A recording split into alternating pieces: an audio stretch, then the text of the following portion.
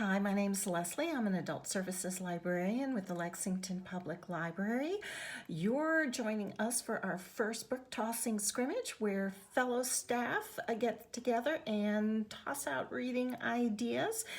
I love what I hear from my coworkers.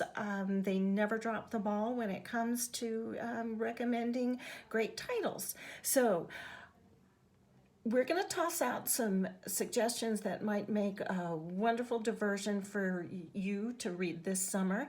And when I say toss, that's more metaphorical than anything else because we're not really very good at tossing and catching. And we won't drop the ball on making quality suggestions, but you will see a lot of book drops. So here goes. Here's my recommendation, Jon Krakauer's Classic Krakauer, a slim nonfiction volume. It'll be a quick read, but it'll really make you think. He's famous for his writings. It's nonfiction about outdoor wilderness adventures. Gives you a lot to think about, and I learned a lot about outdoor adventurers, about geology, and I enjoyed every minute of it. I read everything that Krakauer writes and was thrilled to come across this compendium of older magazine articles. So, hope my next coworker really enjoys this book. Here you go. Hope you can catch. Hi friends, this is Blaine, and I'm here to talk to you about The Opposite of Always, the debut novel by Justin A. Reynolds. This book, I've been in kind of a reading slump, and this book got me out of it. I don't know about you, but it's been hard to focus for me. This book tells the story of Jack King. He's a high school senior, and he meets his soulmate Kate on a college visit. Their romance is a whirlwind that takes a tragic turn, one which finds Jack King stuck in a time travel loop where he's forced to live the same few months over and over again, and he's desperate to change fate. I loved Jack. He was a great character. He was funny. He's one of those that sticks within your head. The action is fast-paced. The concept is just unique enough to keep you turning the page. It reads like poetry at times. It's beautifully written. It's funny. It's heartfelt. If you've ever wanted a do-over, or if you've ever wondered, what if I had done that differently? This book is for you. I'd say it's good for ages 13 and up. Pass it on. Hi, I'm Alexa, a librarian at the Eastside branch of the Lexington Public Library, and I'm here to recommend to you Nancy by Olivia James. In 2018, Olivia James, who is an anonymous author, took over authorship of the over 80 years old comic strip Nancy, and she is the first female author of the strip, and it is just a delight. Every single strip is a super funny, sweet, wonderful little gem, and it is just the perfect pick-me-up after a long day, or if you need a little bit of cheering up. She has also authored, as a bonus if you have kids, Nancy's Genius Plan, which is a super cute little board book in which you get to help Nancy sneak through the house to try and get a taste of Aunt Fritzy's delicious cornbread.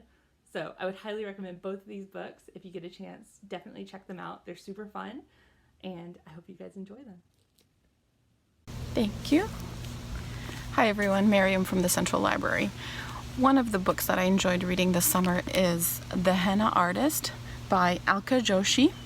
And this book is about female resilience, it's about female friendship and female acceptance, no matter what choices that your female friends make. So it tells a story of a young woman. Her name is Lakshmi, and she leaves her small village in India, and this is set in 1950, so post-independence India. She leaves her small village to escape an abusive marriage, and she moves to a bigger city where she becomes a henna artist.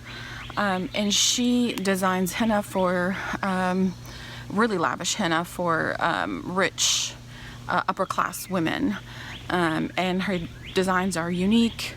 And she becomes a very popular henna artist that kind of by word of mouth people, start to demand her services. So she becomes a henna artist, and not only that, but she becomes a sort of confidant for these women. She kind of offers some sage advice, whether it's about marriage, about life, infertility, raising children. So she kind of cultivates these friendships with these women, and she cultivates a brand new life for herself. She becomes financially independent, and she wants to protect that at all costs. What happens is her ex-husband, along with a sister that she never knew she had, show up one day at her house. So now she has to deal with that situation, having a sister live with her and trying to avoid this abusive husband. So that's where the story kind of takes off.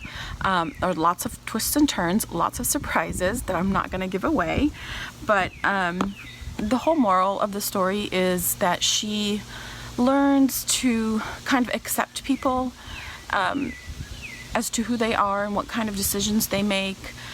She becomes also accepting of herself and what life kind of tosses at her, and making things work. I think that's a theme that you see a lot throughout history with women, and that's what drew me to this book. So I hope you enjoy it. I highly recommend it. It is available to place on hold right now. The hold list is not that big, I promise. So hopefully we can get more copies ordered, and I really think that you'll enjoy it. Hello, my name is Katie. I am a librarian at the Beaumont branch, and my choice for this RA video compilation is the Meg Langslow series by Donna Andrews. This is a cozy mystery series. The 27th book in the installment comes out this fall. The first book in this series is called Murder with Peacocks. The main character of these books is Meg. She is a blacksmith and amateur sleuth. She solves murders in and around her hometown of Virginia. They always seem to happen either to distant members of her family or far friends 8 times removed. The murders in these stories are not too graphic. So that's part of how it's called a cozy mystery. The themes of these stories are loosely surrounded about birds, and they somehow play into the plot. And they also have very interesting pun titles such as Lord of the Wings, Some Like It Hawk, or here the 6th one in the series, Will Always Have Parrots. Meg solves these mysteries mostly on her own, but she does have a little bit of help from her family and friends and a boyfriend. And they are a standalone series, but Meg's storyline does develop a bit more throughout each book. I'm only on book 6, but I do intend on reading more. They are very funny. These are available via Libby, or you can place them on hold to pick up at the library. Again, this is the Meg Langslow series by Donna Andrews. Hi, I'm Katie. I'm one of the children's librarians with the Lexington Public Library. My choice for this summer is Tristan Strong Punches a Hole in the Sky by Kwame Mbalia. I've been listening to it on our Libby app. It is fantastic and fun. It has lots of adventure. If you've read all of the Percy Jackson books and need some more mythology in your life, this is a great choice. It's full of African American folk tales and folklore, and it's exciting and adventurous, and there's a lot of humor involved. I would totally recommend passing it on. Hi, I'm Heather with Tate's Creek Branch Library, and I want to talk to you about a book that I just finished, Age of Light by Whitney Scherer. I'm really excited about this historical fiction novel because it's about an artist and photographer that I really like. Her name was Lee Miller. She was born in 1907 and passed away in 1977. And during the course of her life, she was a professional model in New York. And then at age 22, she left that life and went to Paris, France, to become part of the Surrealist artistic movement. She became Man Ray's assistant and then lover, and then together they developed a type of photography, and that's part of the novel. And one other really interesting and cool thing about her is she was the first female photojournalist working for British Vogue to be embedded with troops on the front lines during World War II.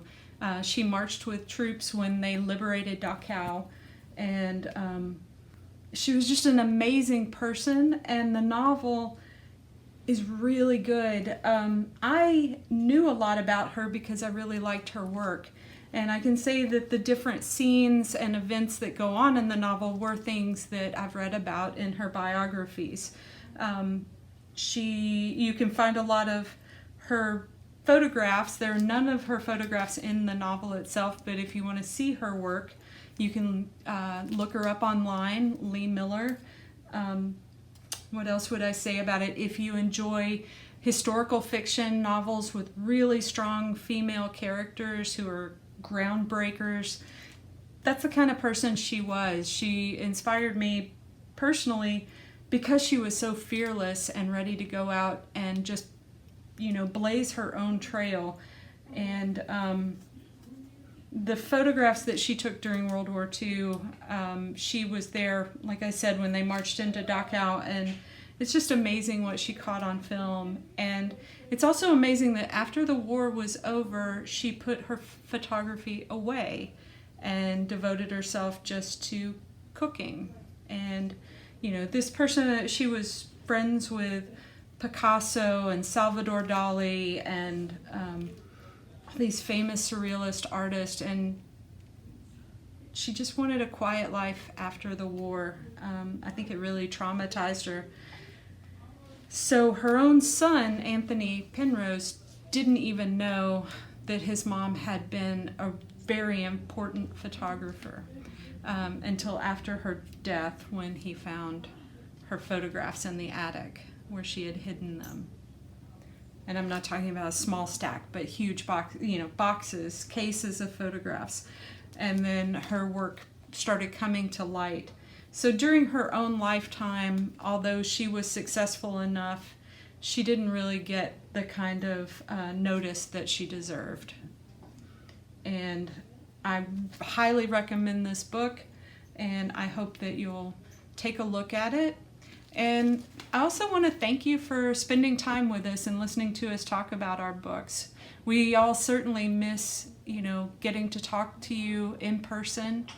We hope that you'll take some of these book ideas and read them. And you can reserve your books through our catalog and then utilize the curbside pickup service that we have going on at Eastside Library right now. You can also find a lot of these books in ebook or e-audiobook format using Overdrive and Libby. So we hope that everyone will stay safe, and we really want to see you and talk about books with you soon. Thanks so much.